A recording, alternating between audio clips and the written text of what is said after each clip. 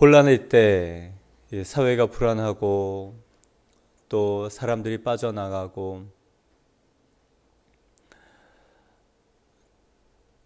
또 믿음이 흔들리는 그 골로새 성도들에게 사도 바울이 딱 한 가지를 제시합니다. 예수 그리스도, 그분은 누구신가? 그분이 무슨 일을 하셨는가? 그게 제대로 알아지면 현실에 있는 어려움, 문제 넉넉히 이긴다. 예, 그게 맞죠. 그분이 하나님이시기 때문에 그렇습니다. 그래서 1장에 네 가지로 예수 그리스도에 대한 설명을 합니다. 첫 번째는 흑암의 권세에서 건져내사 하나님의 아들, 하나님의 사랑의 아들의 나라로 옮기셨다. 이 속량, 곧 죄사함. 저와 여러분이 이전에 지배받던 모든 것, 그거 다 깨졌다. 이제 어쩔 수 없다라고 얘기하는 모든 것은 다 가짜다라고 성경 분명하게 얘기합니다. 왜 그렇습니까? 이전에 모든 권세, 지배받던 것이 다 깨지고 부서지고 박살나고 아무것도 아닌 효력이 없는 상태.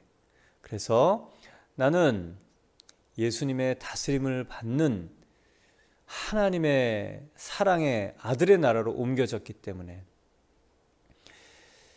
이 지배 통치가 바뀌는 것, 자유케 된 것, 이 속량, 저와 여러분은 다른 것에 지배받지 않으시기를 바랍니다. 우리는 자유입니다.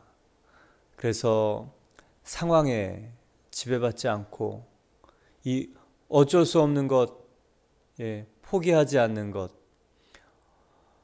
감정에 지배받지 않는 것, 감정을 다스릴 수 있는 사람이 되는 것, 그리고 이 물질에 지배받지 않고 살 수 있다. 이게 사도 바울이 골로새 성도들에게 하는 첫 번째 자유자, 속량받은 사람, 예수 그리스도는 구속주이기 때문이다 라고 얘기합니다. 예수님께서 자유케 하신 거죠. 저와 여러분이 다른 것에 매여 살고 있다면 흑암의 권세 아래 사는 것입니다. 자유가 있음에도 불구하고 스스로 얽어매고 사는 것이죠. 두 번째, 예수님은 누구신가? 창조하신 분이다. 보이지 않는 하나님의 형상, 하나님의 본체이시지만 우리에게 나타난 보이시는 하나님이다. 그리고 그분은 모든 것을 창조하신 분이시고 또 모든 것을 유지하시고 계시는 분이시다. 그러니 안심하라라는 거예요. 이스라엘 백성들 출애굽 광야 시대에 매일매일 만나와 메추라기를 먹었습니다. 왜 저와 여러분이 안심할 수 있는가? 창조하신 분은 매일매일 만나와 메추라기를 200만 명이나 되는 사람들에게 40년 동안 공급하셨습니다. 이건 너무 작은 일이죠. 하나님께는. 창조하신 그 예수님께는 너무 작은 일이죠. 고난이 축복인 이유는 살아계신 창조자 예수님, 하나님, 성령님, 그분을 우리가 눈앞에서 경험하게 되는 것, 그때 고난의 때죠. 그래서 사도 바울은 있거나 없거나 관계없이 살았습니다. 걱정, 사는 걱정, 물질 걱정, 왜 할까요?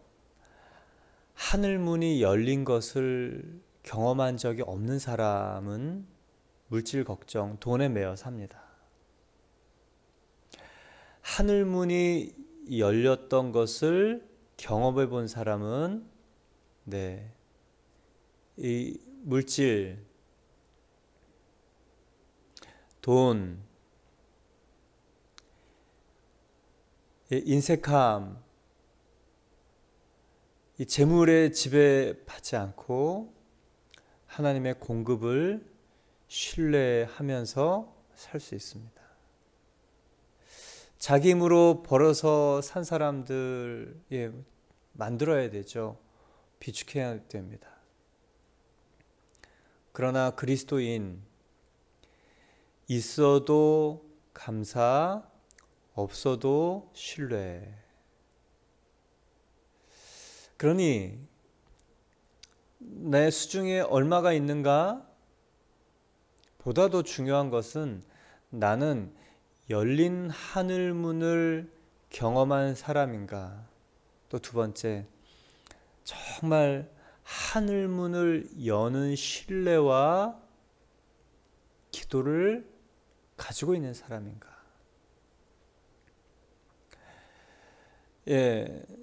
그게 관건이죠. 왜 집이 크고 또 재물이 많은 사람들이 담이 높을까? 염려, 불안인 것입니다. 그러나 하나님을 붙들고 있는 사람, 하나님을 신뢰하는 사람, 그 마음에 평강, 안심이 있는 것이죠. 그래서 고난이 축복인 이유는, 없어도 기쁘고 감사할 수 있는 이유는 창조주 하나님이 나를 살리셨고 또 나를 살리실 것이다 라는 믿음 있으면 됩니다. 우리 자녀들에게 꼭 필요한 것은 주신다라는 믿음, 그런 믿음이 있으면 부모가 없지만 발 동동동동 하지 않아도 됩니다. 하나님이 직접 우리 자녀들을 책임지실 것을 믿기 때문에 그래서 편법 쓰지 않습니다. 하나님이 직접 책임져 주실 것이기 때문에. 또 우리 자녀들에게 하나님이 필요한 것이라면 주실 것이니 기다리라 라고 얘기할 수 있습니다. 그래서 오히려 즉각적으로 아이들을 만족시켜주지 못하는 그런 경제 상황이 오히려 하나님을 경험할 수 있는 큰 축복. 왜 자녀를 망칠까? 결국 부모가 돈 때문에 망치는구나. 아니, 돈이 있어서 망치는구나. 그게 사랑인 줄 알고 우리는 주죠. 그러나 이 에고의 특징은 거머리 같습니다. 자기중심적 희망을 계속 확대해 가는 것이 거듭나지 않은 영혼의 특징입니다. 에고에 계속 먹이를 주는 일, 그게 사랑인 줄 알고 했던 것이 저와 여러분의 모습이죠. 저도 그렇게 그게 사랑인 줄 알고 했습니다. 그러나 형편이 안 되고 또 사줄 수 없는 상황, 그때 비로소 깨달은 것은 돈이 없는 것이 하나님 일하실 수 있는 귀한 통로구나. 그래서 저는 그 출애굽 모세와 여호수아 이야기를 좋아하고, 그리고 가장 어두운 이 구약의 시대 엘리야와 엘리사가 나오는 그 성경의 일을 사실 정말 좋아합니다. 왜냐하면 하나님의 역사가 많아요.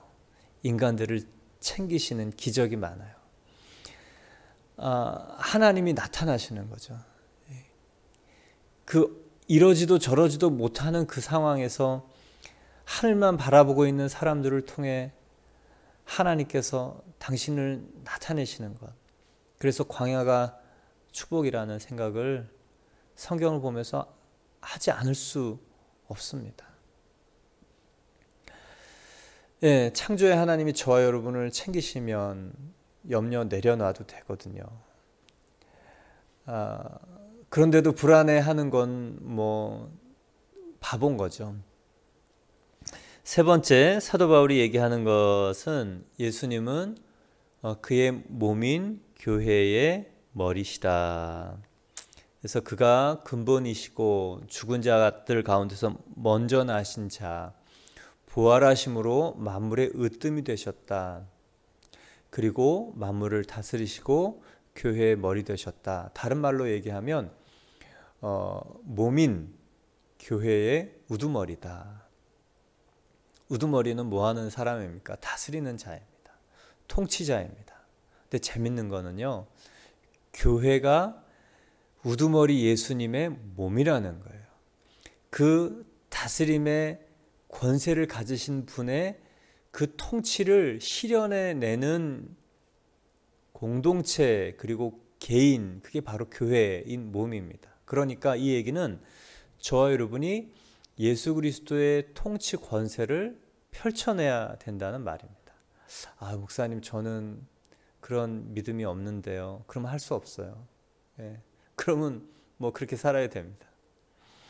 목사님, 저는 그런 은사가 없는데요. 그러면 그렇게 살아야 됩니다. 그런데 예수님 우리에게 다 주셨어요. 구약에도 그렇게 얘기합니다. 여호수아에게 내가 너에게 발바닥으로 밟는 땅 다 준다. 믿음과 성실, 이 신뢰와 근면, 무슨 은사가 있느냐? 관계없어요. 아침부터 나가서 그 땅을 밟는 그 지경을 다 주시겠다고. 통치권을 사용할 수 있는 사람은 어떤 사람인가? 그 통치권을 달라고 주장하고 펼쳐내고 발휘하는 사람의 것입니다. 야베스도 마찬가지입니다. 지경을 넓혀달라고. 이 지경, 다스림의 영역 제한받지 않고 넓혀달라고. 모든 권세를 우리에게 주셨는데 그 권세는 사용하는 사람의 것입니다. 돈이 아무리 많아도 사용한 것만 자기 거라 그러잖아요.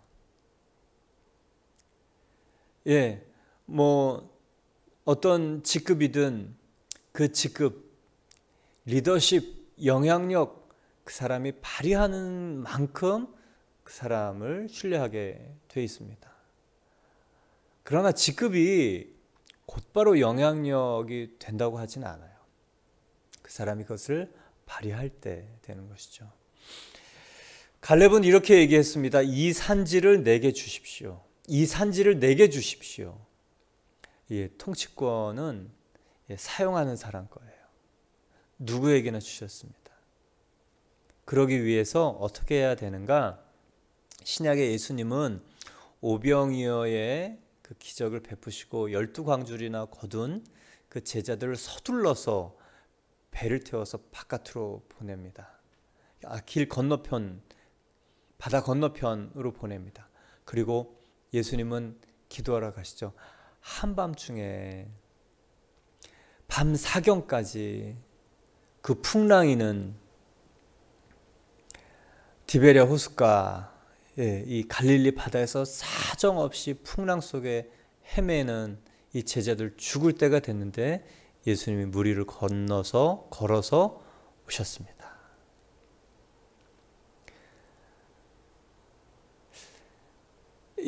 여러분, 이 통치자, 나중에 제자들이 발견하죠. 예수님이 배 안에 딱 앉으니까 바람과 파도가 잠잠해지더라. 근데 예수님이 하셨던 말씀이 있어요.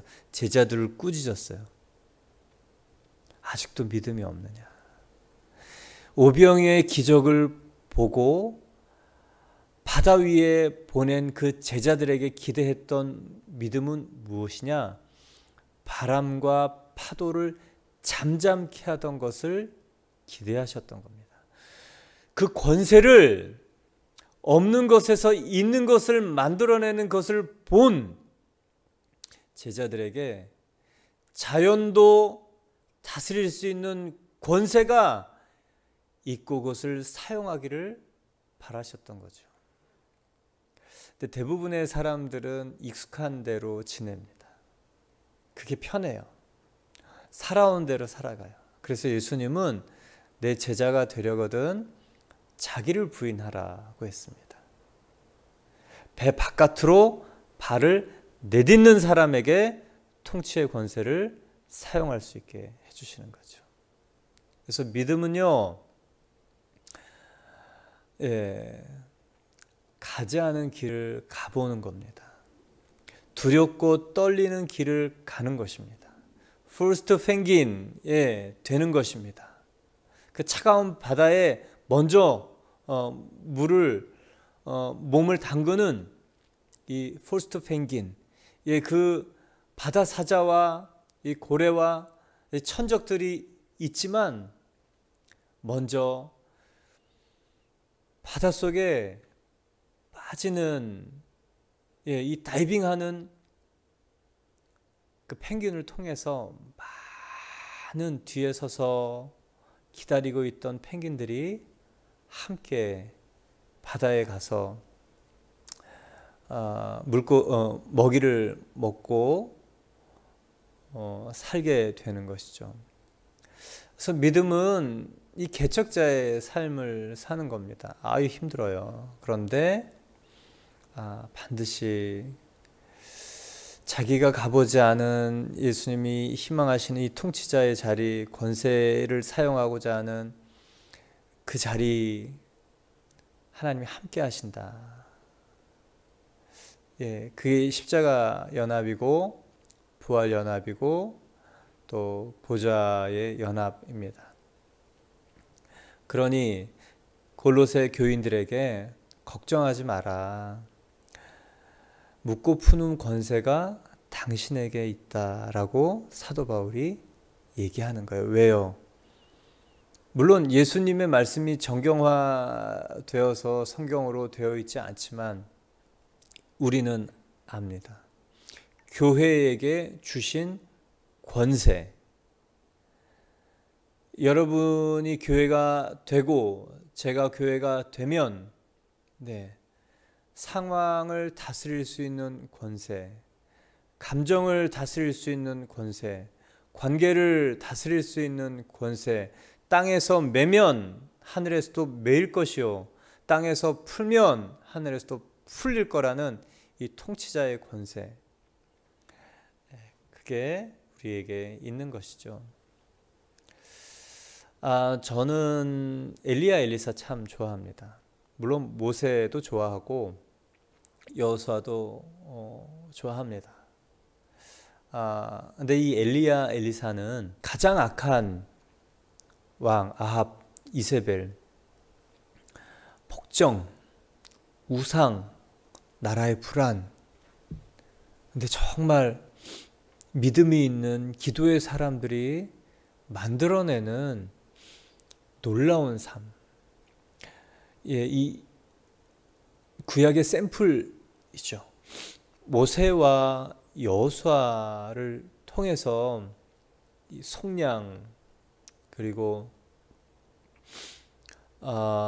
이 순종을 본다면 엘리야와 엘리사를 통해서는 하나님의 백성, 하나님을 신뢰하는 사람이 가지고 있는 이 권세 그리고 만들어낼 수 있는 세상이 얼마나 다른가를 보게 되면 힘이 납니다. 예전에 저희 하영조 목사님 갑절의 영감 설교할 때 2008년이었던 것 같아요. 하나님 저에게 갑절의 영감을 주십시오. 갑절의 영감을 주십시오. 이 더블 포션, 이 영적인 어떤 그런 풍성한 은혜라는 것보다 하나님의 유업을 이어갈 상속자라는 뜻이 더 첫 번째 뜻이죠. 그리고 어느 순간에 사도행전의 삶이 마음속으로 쑥 들어왔습니다. 그러다 보니까 하나님의 사도행전을 이룰 수 있는 이 성령의 은혜와 권세도 또 신뢰하게 해 주셨습니다. 그래서 엘리야 엘리사 보면 힘이 나고, 그리고 뭔가 이렇게 좀 침체되거나 낙심이 될 때 이 엘리야와 엘리사의 이 말씀을 보면, 그렇지, 이렇게 살 수 있지, 우리와 성정이 같은 사람이라고 야고보는 얘기했지. 그런데 그 야고보가 그 엘리야의 삶을 보면서 기도했던 그 엘리야가 이뤄낸 그 기적들, 우리에게도 동일하다고 얘기하는 거니까 가능하지. 그래서 엘리야 엘리사 보면 믿음이 생깁니다. 소망이 생깁니다. 나에게 주신 이 권세가 다시 한번 실감이 납니다. 이 성경의 이야기가 우리의 이야기인 것이 확인되기 때문에 그렇습니다. 저와 여러분이 이 교회에게 주신 권세, 이 통치권, 이 다스림, 그건 발휘하는 사람의 것이다. 아멘 되십니까? 아멘입니다. 오늘 네 번째는 화평의 주예요. 구속주, 창조주, 그 다음 교회의 머리, 우두머리, 이 주인, 교회의 주인, 그 다음에 화목해 하신 주.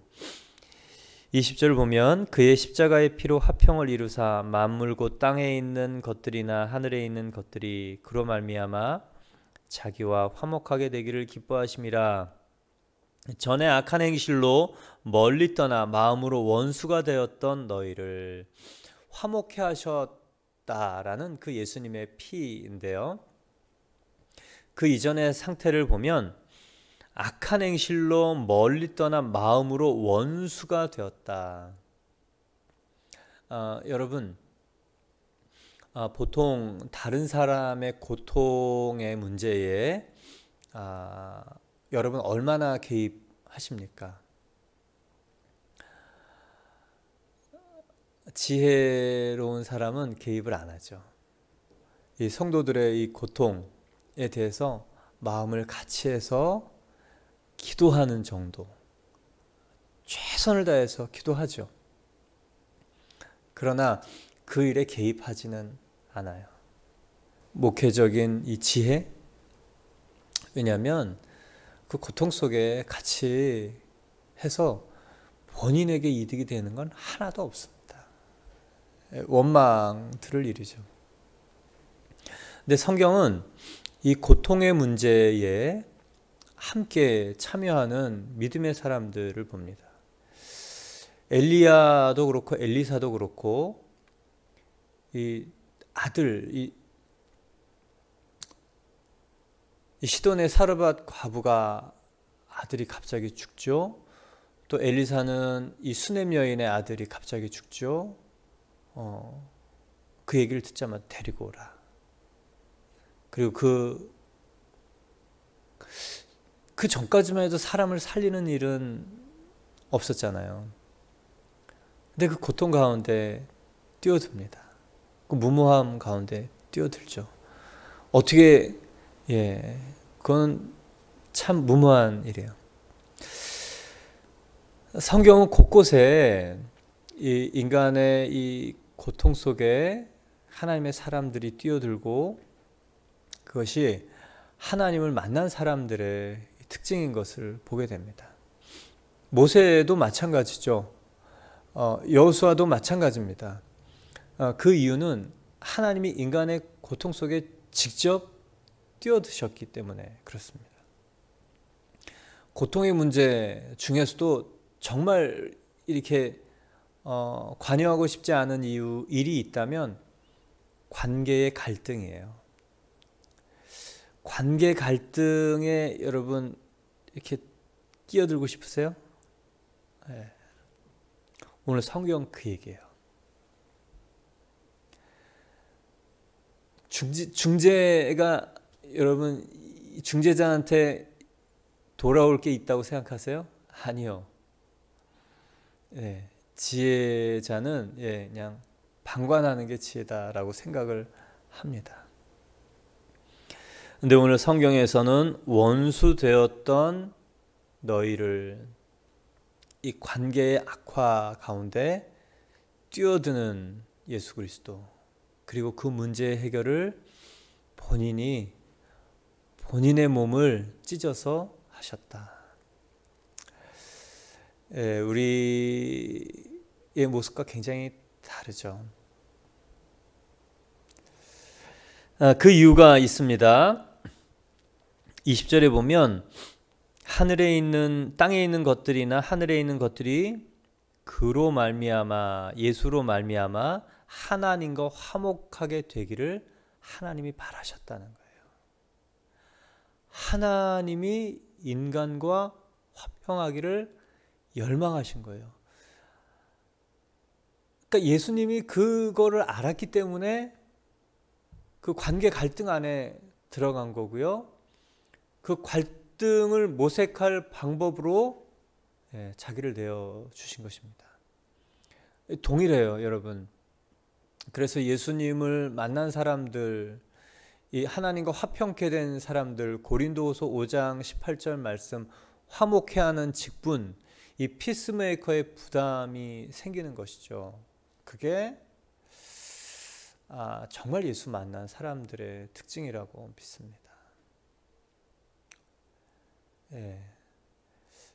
지나고 보면 제가 이 중국에서도 그렇고 한국에서도 그렇고 조금 다른 목회자보다는 좀 과하게 관여를 하는 것 같아요. 왜 저렇게 어렵게 목회를 하나?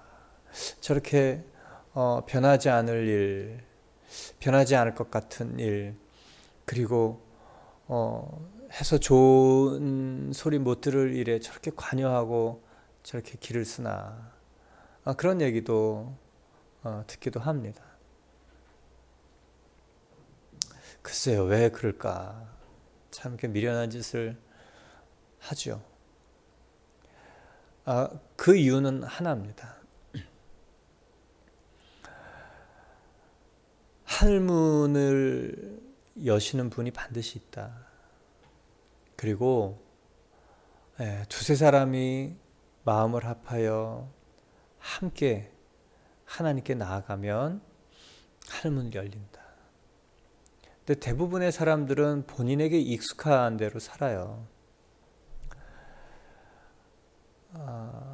근데 믿음이란 익숙하지 않은 길을 가는 거예요. 낯선 길을 가는 겁니다. 그래서 두렵고 떨림이 있죠.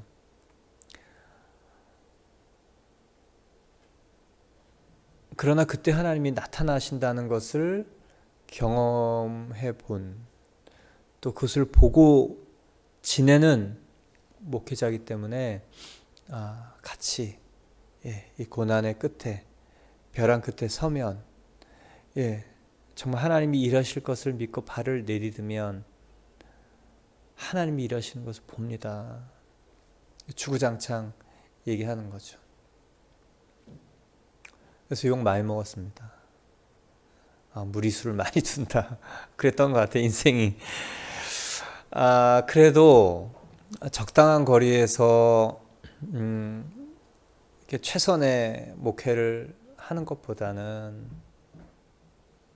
저는 그게 더 값지다라고 생각을 합니다. 여러분도 그렇게 사시기를 바라요. 고통의 문제 안에 개입 하십시오. 관계 갈등 안에 들어가서 5만 가지 한번 다 겪어보세요. 그래야 여러분 목자가 됩니다. 말씀 하나 지식을 가르쳐서 이 사람이 목자가 되고 복음 사역자가 되고 사람의 영혼을 뒤집을 만한 하나님의 통로가 될 거라고 생각한다면 그건 너무너무 낙관적인 희망사항이에요. 그렇지 않습니다. 그게 안 되면 그냥 피상적인 그리스도인으로 다 사는 거예요. 익숙한 대로 머리에서 배운 거 들은 거는 있지만 이 삶은 그게 나를 다스리지 않아요. doctrinal theology, 이 교리적 이 교리가 이 operational theology가 되어야 되는데 그냥 따로따로 사는 것입니다. 하나님이 원하시는 일이기 때문에 예수님 뛰어들었다. 그리고 예수님을 만난 사람들은 동일하게 이 화목하게 하는 일을 한다.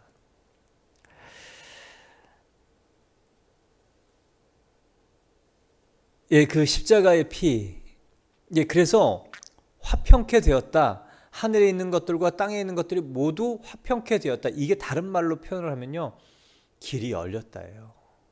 하늘 문이 열렸답니다. 하늘 문이 열리면 어떤 일이 일어나는지 아세요?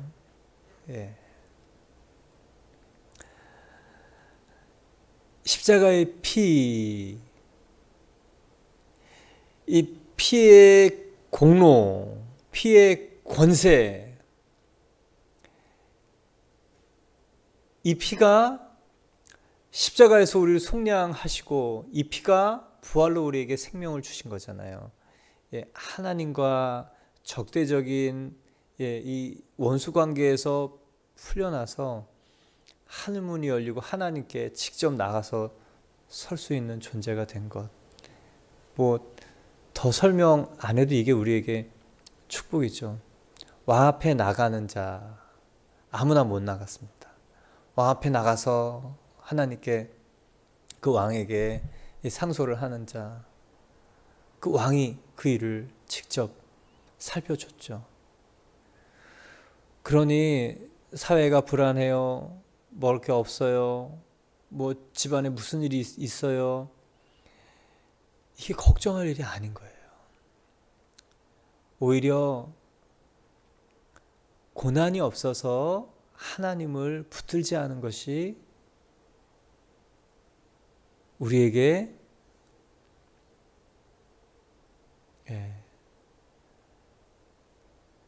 안타까운 일입니다.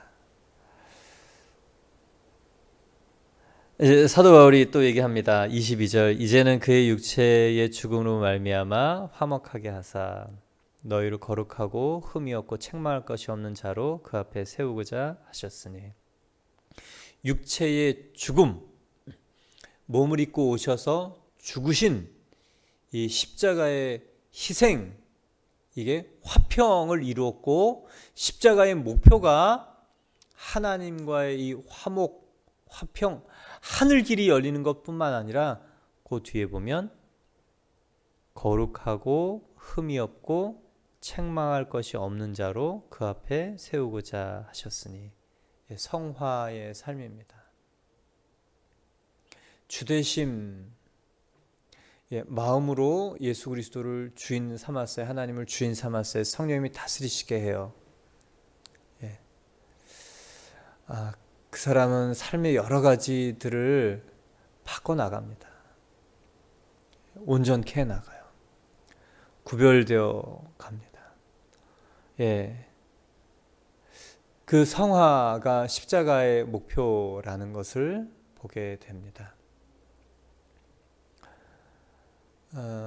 또 오늘도 말씀드립니다. 하나님은 태초부터 우리에게 통치자로 살라고 하셨습니다. 바꿀 수 없는 게 없다예요. 태생, 기질, 환경, 여기에 갇혀 있는 사람이 옛사람입니다. 바꿀 수 없는 것이 없다. 왜요? 인간의 모든 저주, 원수잖아요. 이게 바뀐 거거든요. 죽었거든요. 새 사람으로 태어났거든요.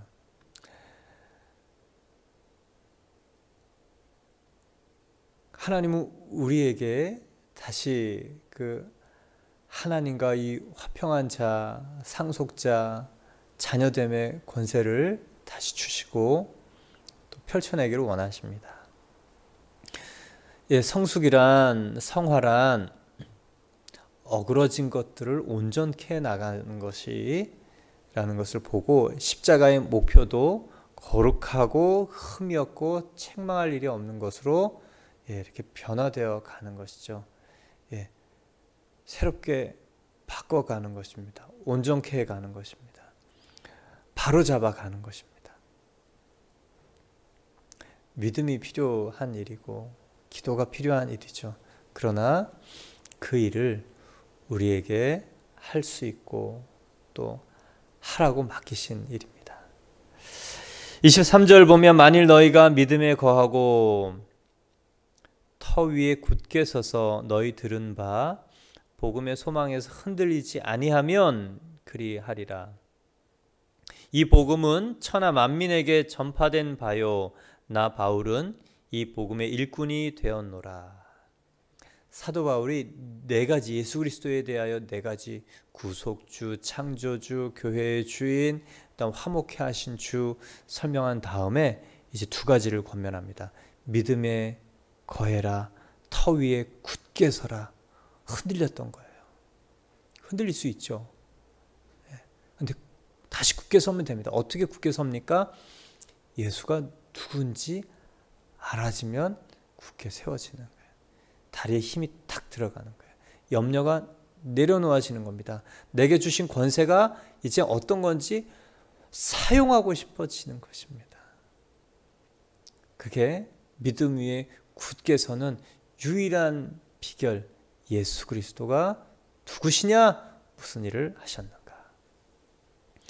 두 번째, 골로새 성도들에게 하는 권면은 이 복음의 소망에서 흔들리지 마라. 복음 안에서 받은 소망, 환경이 어렵다고 내려놓지 말고, 재물이 어떻다고 내려놓지 말고, 감정이 어떻다고 포기하지 말고, 인간 갈등이 어떻다고 저버리지 말고, 소망하는 것. 복음 있는 자는 소망하는 자다. 소망이 없는 사람은 믿음이 없는 사람이에요. 자기에 대한 소망이 없는 사람, 이렇게 단언하고 싶습니다. 하나님의 기대를 모르는 사람이다. 다른 사람에 대한 소망이 없는 사람, 하나님의 마음을 모르는 사람이다. 왜요? 우리에게 모든 권세를 주셨어요. 묻고 푸는 권세를. 원수는 악한 의지의 관계거든요. 하나님 우리에게 모든 걸 주셨는데 그 사용하지 않기로 결정하는 이 악한 의지는 십자가를 다시 대적하는 일입니다. 오늘 저와 여러분이 이 십자가로, 예수 그리스도의 십자가의 피 흘리심, 이 죽으심 때문에 하늘문이 활짝 열려서 하나님의 손 붙들고 있는 자인 것을 기억하시기 바랍니다. 사도 바울이 이제 얘기합니다. 그리하면 이루리라. 그러면 하나님이 하실 일들을 하신다. 흔들리지 마라. 복음의 소망을 가지며 하나님이 그 일을 하신다. 그리고 나는 이제 그 복음을 만민에게 전파하고 또 복음의 일꾼은